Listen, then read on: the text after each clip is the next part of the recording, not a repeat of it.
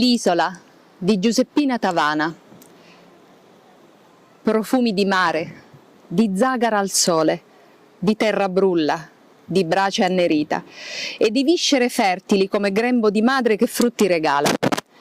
Odori di spezie intense, inebrianti, che il vento trascina sussurrando parole nel tempo lontane.